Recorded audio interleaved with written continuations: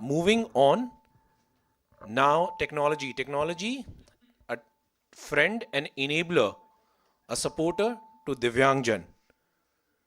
To talk about it, we have our expert group led by Shri Rahul Gupta ji, who is the founding member, founder, and managing director of Valuable. He is also the National Advisory Board member of Sarthak. He has been he's creating a very unique kind of a venture capital fund, which is totally aligned with the UN Sustainable Development Goals. Also, what Rahul ji has done, he has been one of the youngest senior vice presidents of Axis Bank, one of the highest paid persons with disability in the entire corporate sector. So he is actually a role model. ये काफ़ी सारे दिव्यांग जनों के एक role model हैं और इन्होंने अपने जीवन में हमेशा कुछ ऐसा करने का प्रयास किया है जिससे कि दिव्यांग जनों के लिए अत्यधिक अत्यधिक फायदा हो. Thank you, Rahul, for coming here and agreeing to host this panel. And he has been a pillar and architect of Sarthak's entrepreneurial cell as well.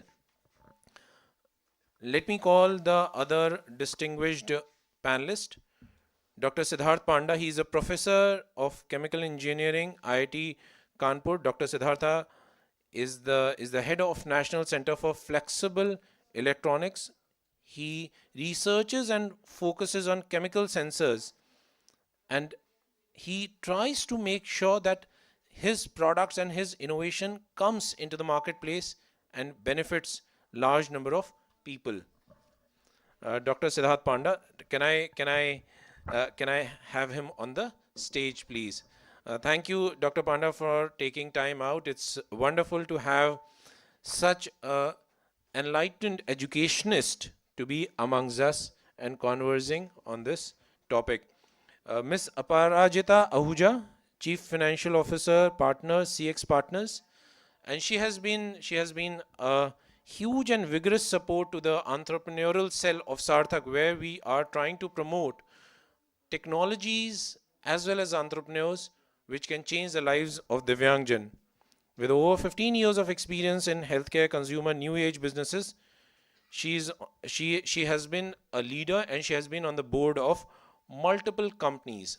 Thank you, Aparajita ji, for coming and taking time out. Mr. Hunny Bhagchandani, he is the founder of Torchit. Mr. Bhagchandani is the founder of Torchit, an organization that focuses on social innovation. He holds a bachelor degree in industrial engineering and is dedicated his life for inclusive technology and making lives of Divyangjan better, enabling them for being self-sufficient, Atmanirbhar. Thank you for coming, Hunny ji. Dr. Sunil Shekhawat, founder of Sanchi Connect. He's an entrepreneur, a social leader with deep tech ecosystem. He has been ex-head of products and deep tech initiatives at NASSCOM, which is the apex body for technology and communications. And most of the IT initiatives in the country are being guided by NASSCOM. And he has been ex-head of products and deep tech initiatives there. So, अगर किसी को AI समझना है, किसी को deep tech समझना है, तो उनको सुनील जी से मिलना चाहिए, उनसे बात करना चाहिए, क्योंकि टेक्नोलॉजी हमारा भविष्य में बहुत ज़्यादा इन्फ्लुएंस करने वाली है. Thank you, Sunil ji, for coming here. Professor Jayant Nasa, Assistant Professor, IIM Udaipur. He will be joining us in some time. Thank you. Can I request Rahul ji to take this conversation forward from here? Thank you, Siddhartha ji, for this wonderful introduction. Always very humbling. And to all the people here, we know we've just come in at lunchtime, but probably the only thing that can take care of it is some money. So we are going to talk about some interesting stuff, some money, technology, investment, startups. So hopefully we'll make it meaningful enough. Completely privileged to have such a phenomenal panel, from a researcher guiding people to be entrepreneurs, to intervene, help them understand what technology is. We have a founder who has built a business, building a business, trying to touch lives. Hunny was just sharing with me that so far they've touched what, 60,000 lives, right? 500,000 lives, and target to touch 10 million. And the only thing we were discussing is how to take the journey to 100 million by 2030. So we'll have Sunil come in with his incubation experience, and Aparajita, of course, growth stage business. We have not created a per se framework around this, and I intentionally decided not to speak to my panelists and uh, have them pre-decided questions. So yes, it will be quite an extempore journey. So bear with me if I go a little tough or put you in a difficult spot. Uh, Dr. Saab, you're a professor, you're a teacher, any innovation first comes through your lab. What are you seeing? How, with the amalgamation of AI, which is a buzzword everybody wants to use, machine learning, AI, these are jargons. How do you see people trying to blend technology with humanity, with, of course, assistive technology being an enabler to people with disability? What do you think goes on in the mind of your students while they're working on this? What lens do they see it with? What is exciting them right now? So Rahul, in my class, I give pop quizzes. And now I think I'm on the other side of it. Anyway, jokes apart. When we talk of assistive technologies, let me take a little bit of a leeway. Like instead of differentiating between assistive technologies and mainstream technologies, what I would like to say is that, look, all technologies are built to assist us in different ways. Now, what we have seen is some of the technologies which were initially termed as assistive technologies have become mainstream. Just to give a few examples, like when we talk of speech to text or text to speech, I mean, people who are not visually impaired are also using it because it has made their life much more easier. Now, when you talk of this closed captioning, it was meant for people who had hearing disabilities, but even when I watch movies, I still have the closed captioning, like see the captioning because it makes life easier for me. And when we talk of even mobility-based assistive technologies, I think we all tend to use it. So when we use, so what has come out, I can talk about our journey, and I'll come to your specific question about utilization of AI ML with hardware. It came out from a journey of coming up with medical devices. It is not very specifically what we define as assistive, but we all can also in a very broad way say that these medical devices are also assistive technologies because they help us to overcome certain medical conditions. So coming back to your very specific questions, what inspires our group is essentially the direct connect that one is making a difference. And when I talk to people, I mean, see, we all have, either in our immediate family or extended family, we have all seen people, and I think, sir, what you mentioned was a very touching case of where you had a very direct impact, but we all have seen that in our own extended families and friends. So in a way, these also tend to become inspirations for us. And as we go, and also when it comes from very much from a technology perspective, things are also becoming much more interdisciplinary, in the sense that, like, okay, about 20, 30 years ago, when there were sort of silos, or there were verticals, where a person was trained in a particular way and worked in one particular way, those silos are now breaking. A lot of interdisciplinarity has come in. And also, like, devices have come with much more functionality. And now let me come very specific to the question which Rahul, what you asked. That now we also need because we need much more functionality in devices. So hence we reach out to different topics of knowledge which are there in other areas and also which are evolving. So right now, when we come up with hardware, earlier hardware was simply hardware, that's it. But right now we are trying to come up with far more intelligence in that hardware.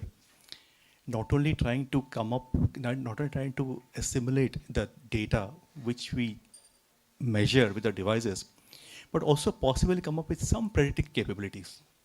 So this is where what we call, well, I would not, I mean, what is AI ML is essentially statistics. It's a repackaging of, a repackage to make it sound glamorous, but I mean, it was all there.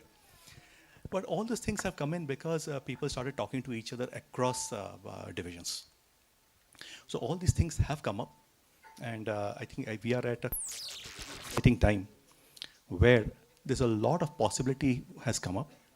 And many of the technologies, what we see are what we call as assistive technologies. I mean, lot of the learning from, if I call mainstream technologies, has been now utilized towards assistive technologies. And now what I see is that a promise for many more things to come over. And especially maybe during the talk, we can talk of scaling and other things. And that is where the technology roadmap or technology development can benefit from the development that is happening in many other areas. Thanks, sir. We'll come back. Thanks. Technology at play, right? So one of the very interesting examples that keep popping up in my head when we talk of mainstream technologies and assistive. Think of one common thing that goes between New York, Singapore, Dubai, Mumbai, Gurgaon. Don't worry, will not quiz you, will not push your brain, but these are high rises, right? And can you imagine a high rise without elevators, lifts? Lift originally at one point was thought through, or the concept of the framework was thought through to cater to a temporary mobility challenge of a British monarch. Long in the time somebody, राजा का पैर टूट गया, उसको ऊपर लेके आना है, कौन उठाएगा? So they created some structure, and of course the engineers eventually created what they created, giving us exploit Mother Earth more. So we densely populate it. Audio books, electric toothbrushes, keyboards. Aparajita, you have been on the growth funding, growth stage. You have seen that 10 to 100, you know, we talk about 0 to 1, 1 to 10, 10 to 100 journey. We'll keep juggling here to there between journeys. And you've been very closely associated with the entrepreneurial cell. What are these 1, 2, 3 things, or any number of things that you think founders today are not thinking, or founders need to think differently, so that they come up with a product which potentially could become our elevators or audiobooks or electric toothbrushes or keyboards of tomorrow? Thank you, Rahul. Thank you for this question. So whenever we see a mature company, and when we call mature company, these businesses are largely, they've crossed the milestone of, say, a revenue of 100 crores. Whenever we start this, we always discuss what the journeys have been, and journeys have been very interesting. But one common point was there, that they've reached that milestone because they thought about it.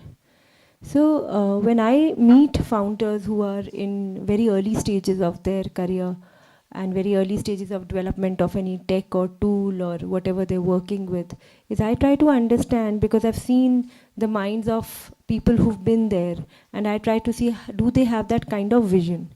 So one very important thing is that they have to define what their journey is to be, and that journey has to be then broken into 2 or 3 parts. I call it as a 3-prong approach. The first prong is that they have to work on the product in itself, that the product is very differentiated and it is cost effective. I think one of the things that people, before they start on the journey of making something, and why do you have so many companies and tech tools and all that money and resources go down the drain, is that there's not enough market research done when they start this journey. They start with a product which, you know, they saw, they got inspired, without doing enough research that there's such a product exists, and am I adding to a differentiation over there? So one is there that it is great to be inspired to do something like that, but you should be genuinely, there has to be a need for it. The second is the cost part of it. Now the cost part of it is only related to, you can actually be a cost disruptor in anything essential if you have certain volume of that. The second thing in a market you need to really map is that how many users are there willing to use it at a certain price, and can I be able to capture that journey. Now obviously on day one it is not a very solvable question, but you have to in some way or form work and research on these two things before you start this journey of getting on a tech disruptive thing. Now, after you've understood your product, you've understood your market. The third thing is, which is the most easiest part of it, which we say is the capital part of it. Then we solve for the capital. Now, capital again, you have many channels. There are different stages. So you can start with an incubation fund with grants. Slowly you can go to a VC. Within VC to a very mature company, there are series A, B, C, D. And for every stage, luckily we have a very vibrant ecosystem which can provide funding. Provided you have solved for the vision, provided you have mapped out the journey, and you are making a steady progress in that. And it is a very tough journey. It is mentally intriguing. So you have to be ready for that and be genuinely attached to what you want to achieve with this.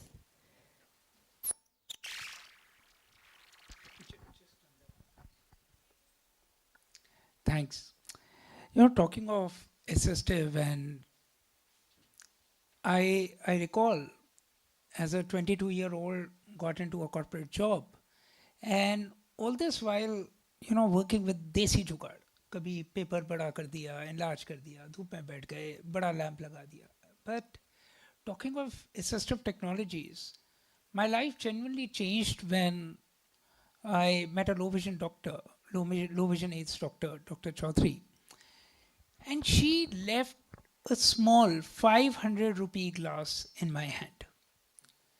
I suddenly realized that I could walk into a library, pull out a book, and read it for the first time in my life. Of course, not that effective, but the whole joy of holding something in its original, and it was a plus 24 glass fitted into a Gandhinian kind of a frame, a very cute looking thing.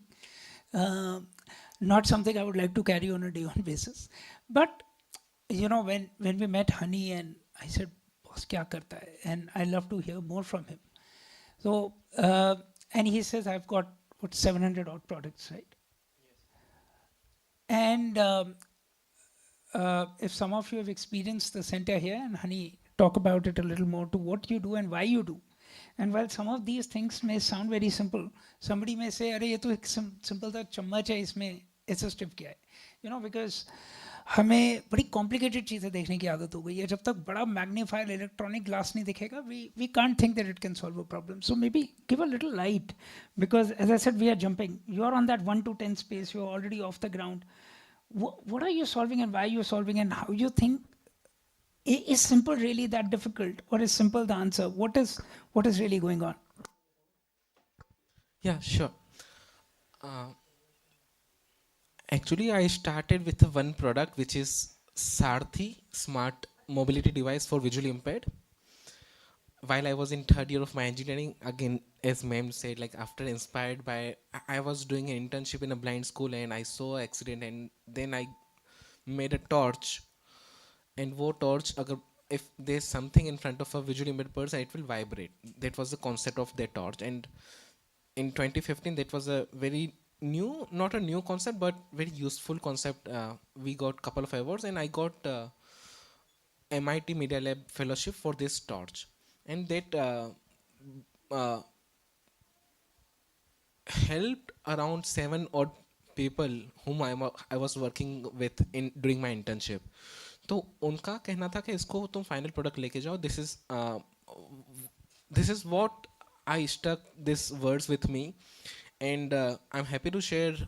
After 2 years, like 2018 January, we launched the first product, and आज करीबन 6 years we have more than 450,000 users of that Sarthi device. not only in India but in 40 plus countries. So we are exporting to all the we are exporting to all the Asia and African countries, and even now started selling in European market. So while working on this assistive technology with one product, if I go to any NGO, say example Sarthak, if I come for the demonstration, I see a lot of other disabilities, I see a lot of other challenges, and being a technology, being a innovator, that parents, teachers, even the NGO heads are asking, do you have the solution for hearing aid? Do you have solution for low vision? Can you arrange something? And that triggered after the Shark Tank India. While we have showed around 3 to 4 products in Shark Tank India in first season, many people, like we got 6,000 calls, and out of 6,000, 3,000 or 2,500 calls was like, can you provide these braille games from the abroad? Can you provide this wheelchair? Can you provide this hearing aid? Do you have this kind of solution? So at that time we realize there's a huge market out there that doesn't aware about the product which is available in the market. They don't aware. If they aware, the products are not available in that city or in that vicinity. If it is available or they aware, they're not accessible. Like उसका service कौन करेगा, training कौन देगा, क्या होगा, कुछ वो पता नहीं है. Even this awareness, availability and accessibility is there, then the affordability is one of the biggest challenge. So as Torchit is always focused on affordability, like जो हमारा product था which we have made 1/5 of the current price सारथी, जो 2,000 रुपए का है, और like AI glasses जो हमने बनाए हैं visually impaired के लिए, AI Glass Pro, which is if you go to the abroad, it will cost around 3 to 4 lakh rupees, and the AI reader cost 1 to 2 lakh rupees. The same products which we have made at 20,000 and 25,000, and far more better than their accuracy and the far more better than the service and the support. We are not just compromising the price, but we are also enhancing the services. So like this, we have now all kind of all-in-one solution, which is Enable Mart. And Enable Mart started as after, as I mentioned, after Shark Tank, and 2022 we have started as an online awareness portal, and then it soon become a e-commerce platform like Amazon for persons with disability or Amazon for assistive solutions. And slowly we started our experience centers rollout. Then we have started with Ahmedabad. Then Dr. Suman from Sarthak approached us, and we have provided a lot of our assistive solutions, which you can see just opposite this room, and all the solutions which Enable Mart has provided. So like all 700 solutions, and as you mentioned, sir, like 500 rupees ka glass is again a very good solution, and even we recommend many people to 200 रुपए का magnifier and 300 रुपए का like 24D 26D glasses if they don't afford the video magnifiers, or they cannot afford the head mounted magnifiers kind of thing. So solution सबका है, like a visually impaired person can walk with a stick, and he can also walk with a roller stick. Like a stick costs around 150 rupees, or roller stick costs around 800 to 1000 rupees. So this is what the solutions are. It is all about कोई बंदा Oppo Vivo का phone use करे, कोई Apple का iPhone use करे, और कोई Samsung का Galaxy S24 use करे. It's up to them. काम सबके हो रहे हैं. So this is what. But the point is, कि if you are talking about Delhi, Gurgaon और Ahmedabad और Mumbai, यहाँ पर awareness है. But think about the one capital of Jharkhand, Ranchi, or a remote village of Nagaland, like not village, city of Nagaland, Dimapur. वहाँ पर अभी भी लोगों के पास सिंपल वाइट केन नहीं है. वहाँ पर ऐसे हियरिंग एड्स दिए जाते हैं, मैं नाम नहीं लूँगा, जिनके थ्रू उनके कान और खराब हो रहे हैं. So this is the solution which we are looking when we are going out on the ground, and that inspired me to make this kind of solutions available. Like एक hearing aid आता है 1100-1200 रुपए का best quality का, and कोई लोग पैसे बचाने के लिए वो 300-400 रुपए का पकड़ा देते हैं, उनसे कान खराब होते हैं. So this is the simple, क्योंकि इंडिया में इतना कुछ वो भी नहीं है, क्या वो regulations for hearing aids. So a lot of things are happening on the ground, and if you are talking about on a international market, of course, we being an Indian company, we are exporting our products to many other developed countries like Singapore or Poland, many now Germany, and we are getting very good response from other. Yeah. Sunil, coming to you, I think we have now been engaged for what 7 months, but seems like we have known each other now for a fairly long time. You have been in the space, and let's call it a true farming, right? I mean, you are doing true nurturing. You guys get to see the highest mortality, and whatever becomes a success, they just take the next leap. We know that under Dr. Agarwal's guidance, we've all been wanting to kickstart the entrepreneurial cell. We have seen, I think, almost 50 plus startups. Sunil, what do you think is working and not working for people who are trying to venture into assistive technology? Everybody is, of course, coming from great motivation, coming from great space of purpose. What seems to be going on right, and where is it that we are really finding a challenge with the founders? Thank you, Rahul. Very apt question. One of the area where I personally experienced that uh, founders which are venturing into assistive tech solutions are struggling a lot is the lack of mentorship at times. A lot of people you will find at very young age, they really want to solve for social impact. They want to work for people with disabilities or solutions we can help them without knowing that a lot of such solutions already exist in the market. Right?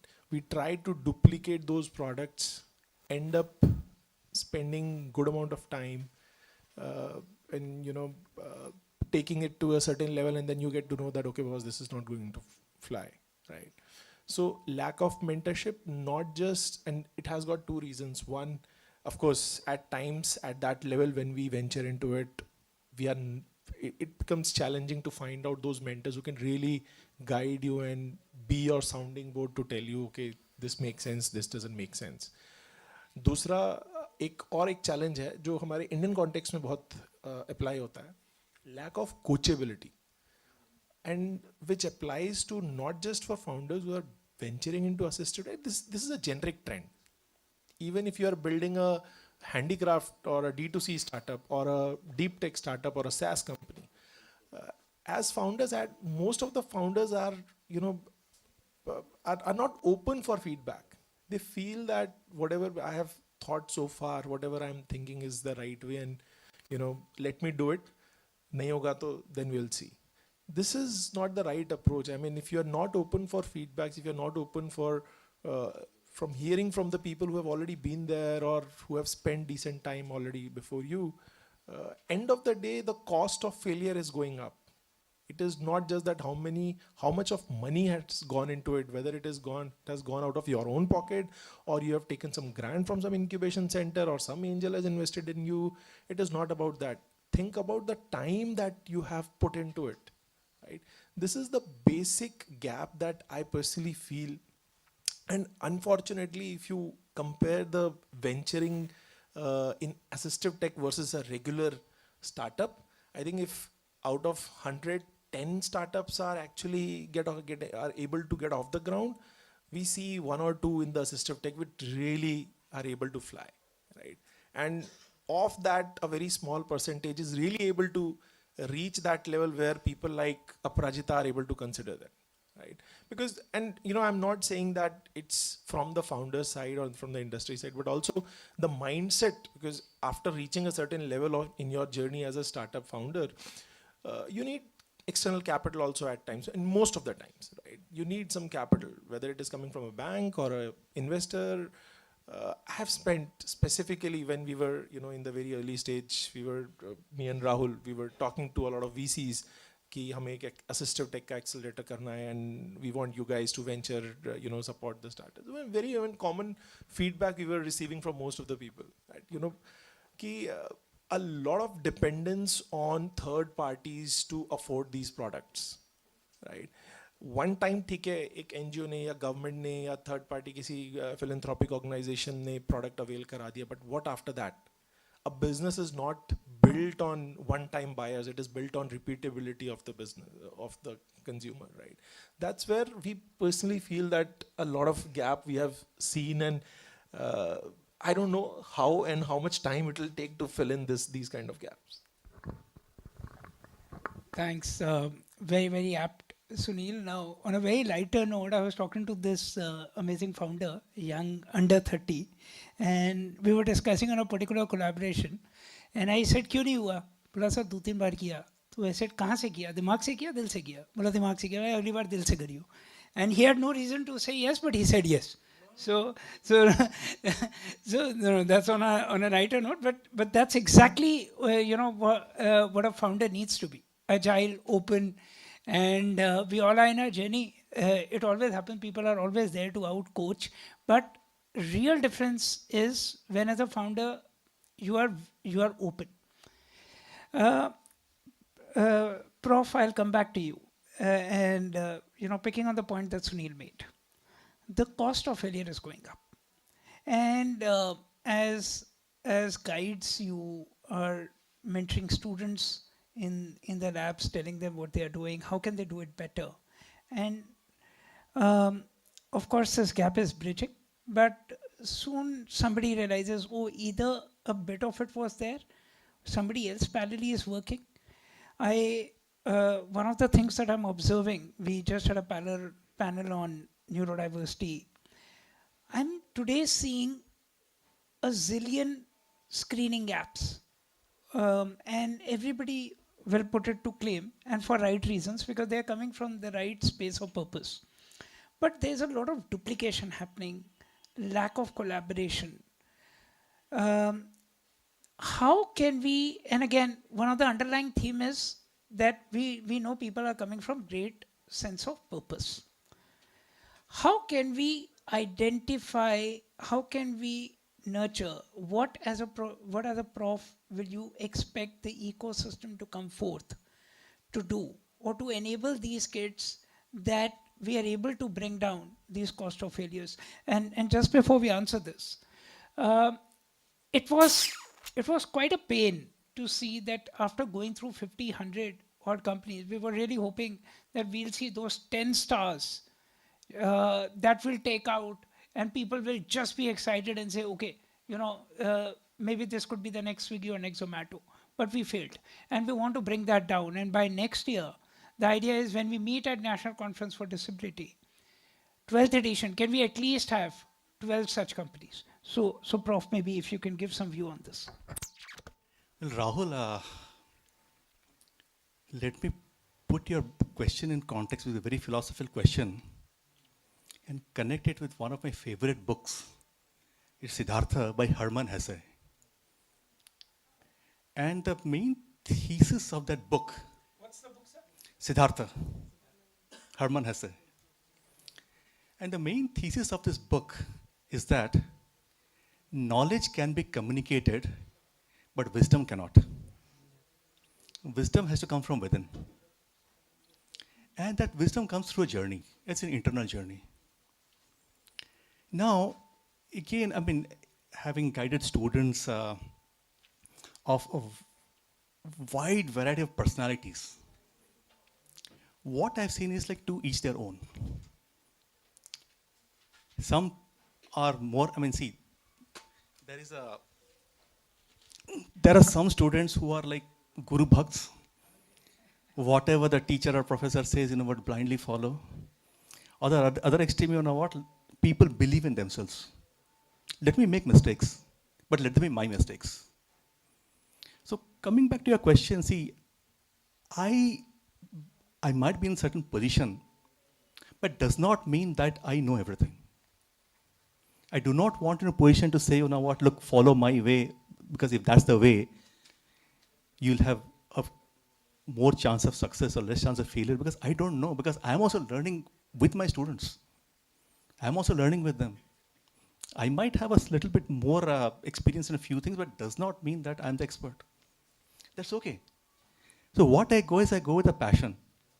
if some student feels, or some of my project staff members, they feel that, they strongly they feel about it, absolutely, let's go, let's make mistakes.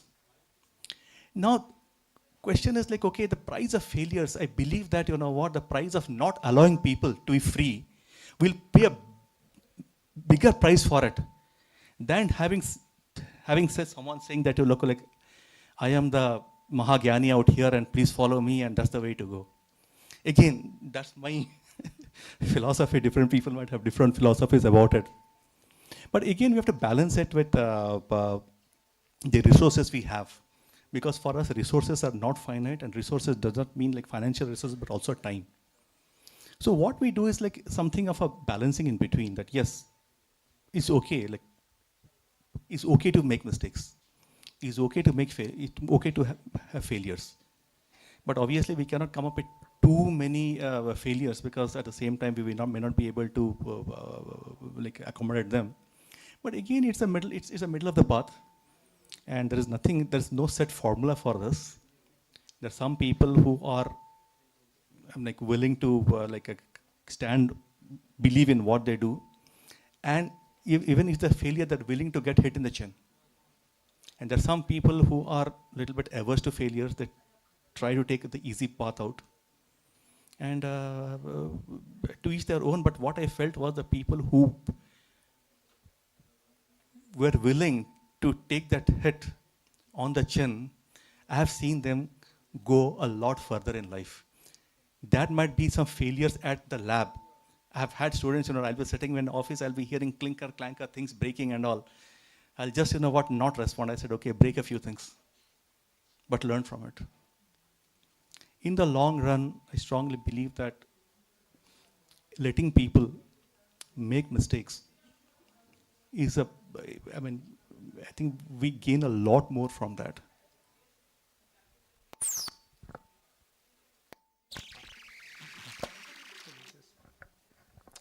Oh, thank you. Clear pearls of wisdom. And भाई गुरुवाणी में हमेशा दम होता है, उसको सुनना चाहिए, समझना चाहिए. Aparajita, two things. You have seen several companies again going that 10 to 100 journey. What do you, in your experience, what has been the role of collaboration, partnerships that help company go through that journey? Second, I know you have had a company which was into clinical trials for regular medication. One of the problems that we see in the disability space, these are products that are being developed catering to a particular audience. How you think and getting a product market fit, product validation, how can NGOs, to your mind, given you also run a lot of social initiatives, how can we bridge some gaps? What are the need to do's in this space so that we can bring down this cost of failure? Okay. No, thank you, Rahul. Rahul, again, I'm a little bit referring to what Dr. Panda said, that there are different kind of entrepreneurs. There is a different entrepreneur maybe for 0 to 1 journey, for 1 to 10 journey, and 10 to 100. As soon as you are on the different part of the journey, you cannot work without collaboration. So I've seen that you start, there's something I've very generally noted, that there were 4 co-founders. Acha, baki do kahin, do to chale gaye. They weren't there. I know some of you would have heard that. So it starts with collaboration, and this is a journey where you will have people coming and going. Now, a few things that we generally, it's a challenge with a lot of company owners is, I'm going to micromanage it. I'm going to see where all my funds are going. Now the guy is generally has a head of a product head. You have to now move from your product. Now you need to focus on the market. Now you are not a market person. You will have to get somebody to collaborate. Now at this stage, you need funding. Now at this time, you will have to collaborate with debt, equity guys, and you need a person to do that.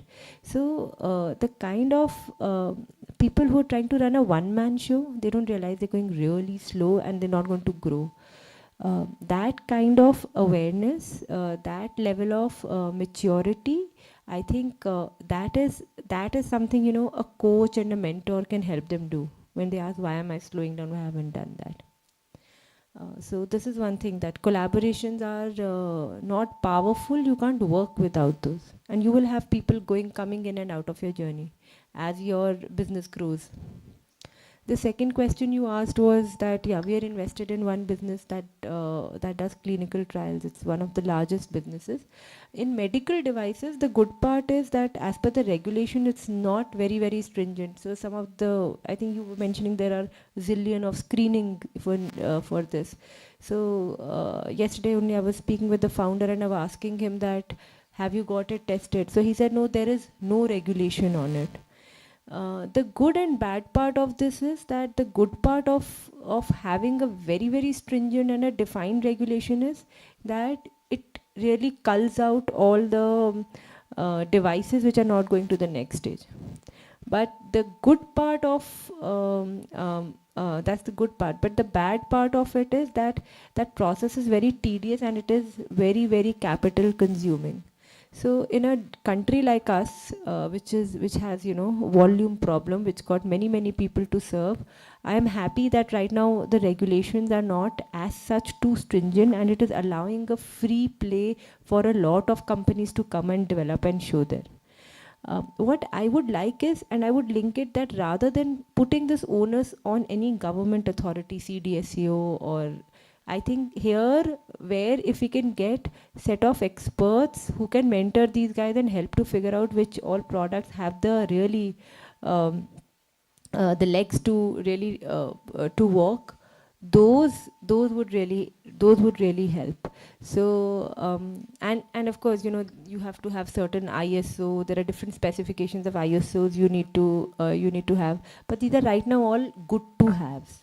And if we have mentors who can help and identify that, you know, these products, this is really right to need, because I've done that in my other philanthropic where we had doctors.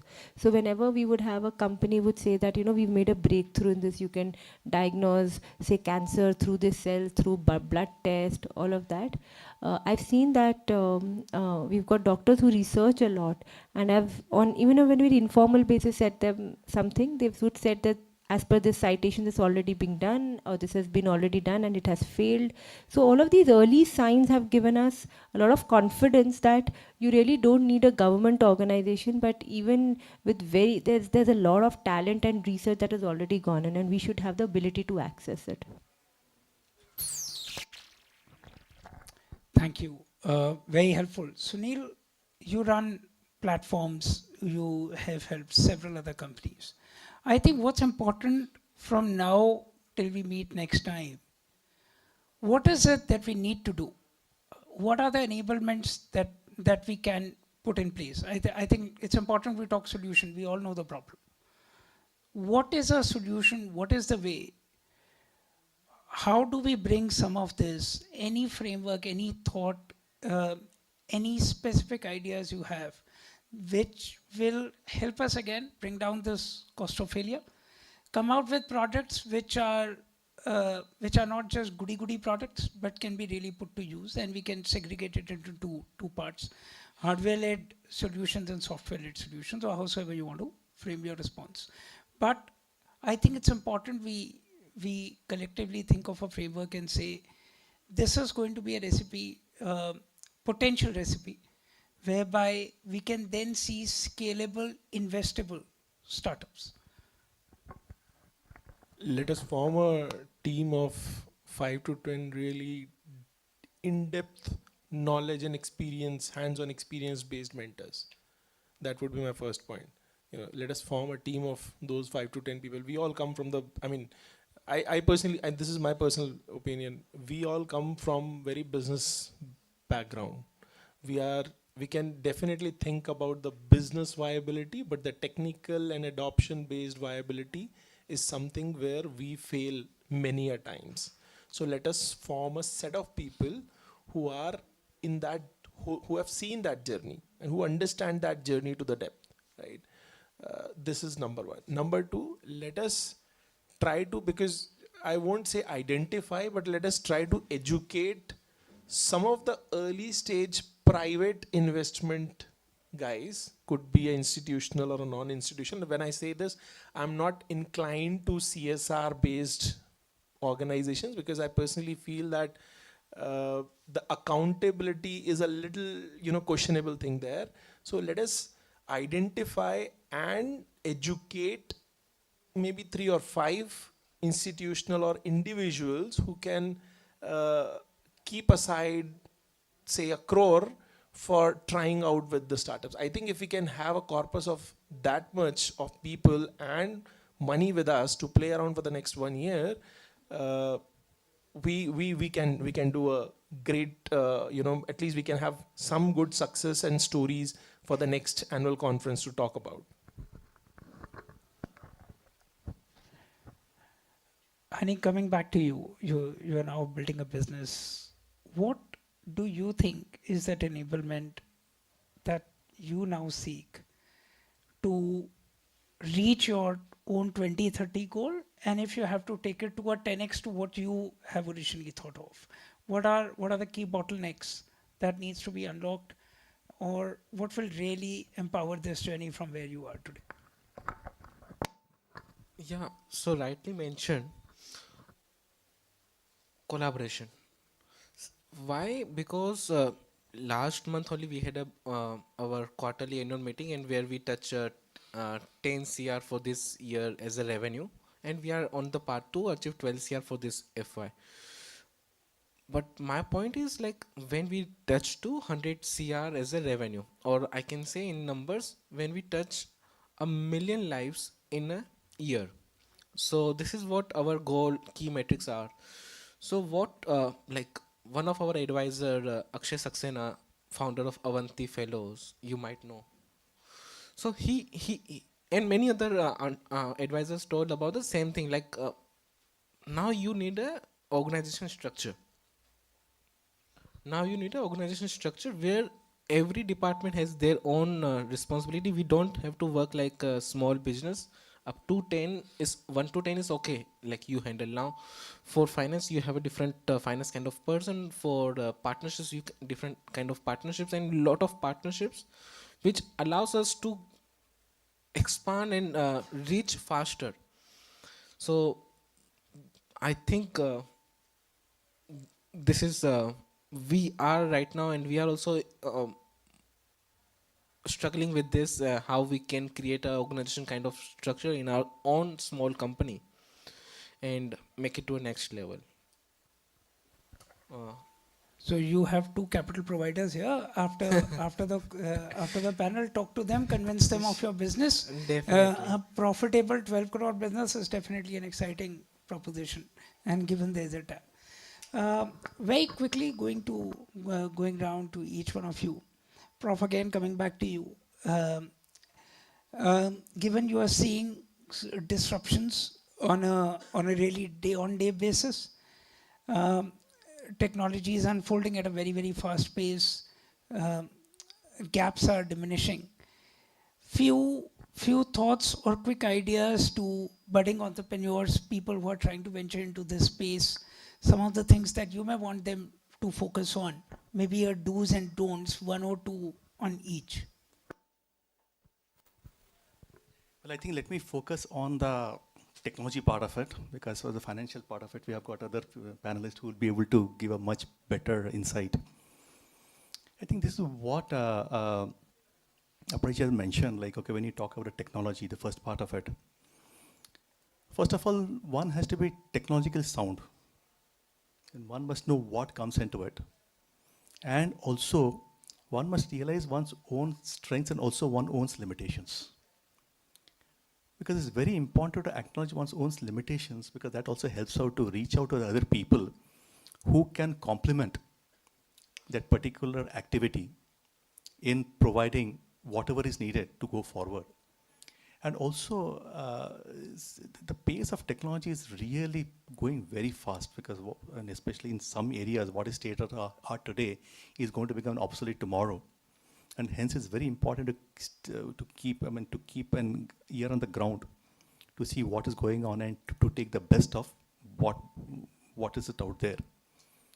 And this is something which I've always told the students, like, that whatever you do, be very strong on your fundamentals, whatever you do. Because ultimately, these fundamentals are the ones which will take you forward. And even if you fail, you can always come back to a starting point. And you know what, take the next road, go back to the crossing, take the next road. And one last thing I've always said, that okay, believe in what you're doing. Because once that belief is there, that sometimes the belief is the one which takes you forward. Thank you so much, sir. Sunil, once these budding researchers converted into a product, 1 or 2 bits from you, a bit of advice to them, so that we can see more of them again coming for our cohort, and we are able to see much better turnout. Any quick pointer? No, I think we kind of become a transition place. Anyways, sir, we work very closely with IIT Kanpur Incubation Center here in Noida. So we'll be very excited if we get something exciting coming in from your side, where, because you, as I said, the first thing is we need to have some experts like you who really understands the technology. And of course, then the next comes where we do a competitive understanding, what exists, what does not exist, and people like you who can really help tweak in whatever is needed to bring that the differentiator and the competitive edge, which can become later on the real sword for them. So, and of course, finance always follows all this, but an association with people like sir will really help us move the startup from 0 to 1, and then of course for 1 to 10 you are there, and then Aparajita with the larger check size ready for us. Sunil, I think you're being very nice. Let me ask the straight difficult question. Prof, our universities, of course, and IITs have great technologists, entrepreneurs, founders, and now there are endowment funds. You think IIT Kanpur or such institutions can help carve out a small corpus under an able team, under a platform? As Sunil said, I don't think we need large corpuses. But we need endowment funds today to come forth.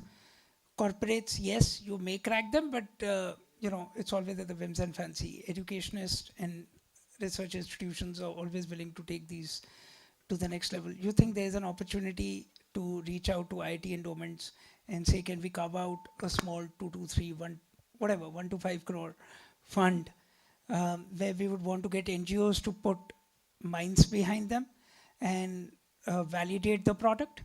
We have nurturers like Sunil who will have incubation platforms, can bring mentors together from business field, finance field and others, and from education institutions, and then capitalists like Aparajita to come together to eventually put money once these companies are validated. You think we can reach out to IIT endowment for a small assistive tech focused endowment house?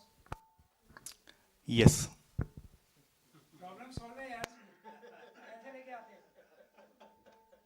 I think at times one word can say a zillion things, right? And I know when we'll get out of this, Dr. Agarwal will again, and he's a warrior to that way, कि बातें आपने कर ली, मेरे को अगले साल कितने startups में fund दोगे वो बताओ. So I think this is worth having a further deliberation. Aparajita, now you see somebody willing to put seed capital, willing to put an incubation platform. You as somebody will eventually be writing checks.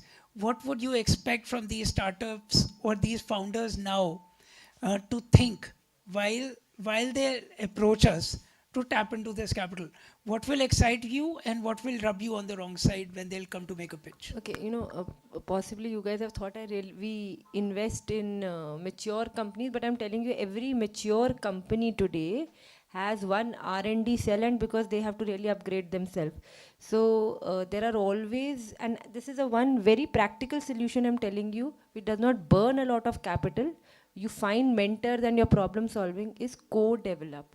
Like AI currently, so I'm in pharma mein biopharma is coming. In tech, SaaS, everybody is trying to get some AI feature in their product. Now, tomorrow, you know, and as we really hold the cash close to us. We don't, allow such allocations. So we are right now, what we're doing is we're co-developing. So we're saying, we're giving you little capital, go to a customer, convince that we are going to add this feature, so their product get tested right away and you got your first beta customer. Develop your first beta customer and then it is very easy to scale. And developing your first beta customer is not even that expensive, and you're helping them, right? So you also, it is not always capital intention. It is always also a little bit of a smartness, a little bit of a hustling that you can do and get it through. So I would just say that co-develop is, and collaborate and co-develop something, your first betas, and you always, this is a constant journey. This is not that once you've reached 10 and 100, you'll always be, because you always have to stay ahead of your time. You're always you always have to think like a venture guy, even whatever business that you're thinking about. Thank you. I think all this put together, and before I bring this to close, very interesting takeaways today. And when I talk to a lot of startups, I've started pitching disability or assistive not from the lens of charity, but one of my favorite things to talk to startups these days, that your three most important cohorts are Gen Zs and Gen Alphas, because anything they like, any technology they adapt becomes the cool thing and become a technology for tomorrow.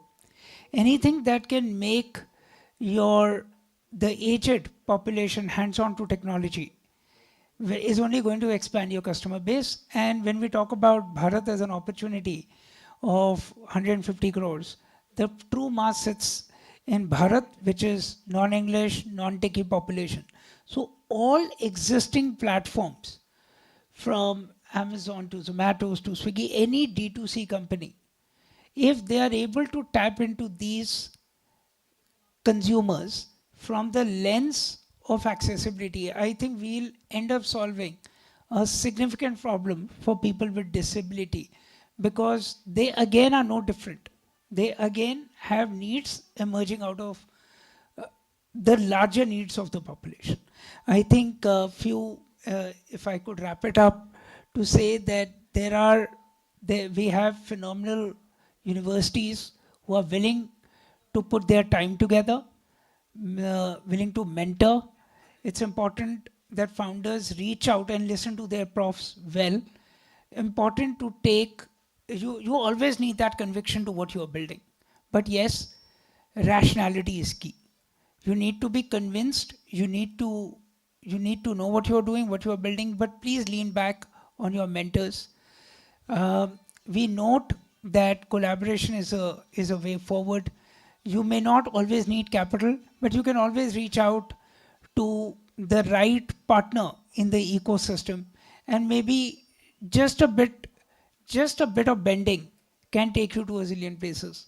And of course, we would love to see a real cohort come out, the entrepreneurial cell to be a landmark place for assistive technology. And thank you so much all for taking out your time, and thank you everybody for being patient in the lunch hour.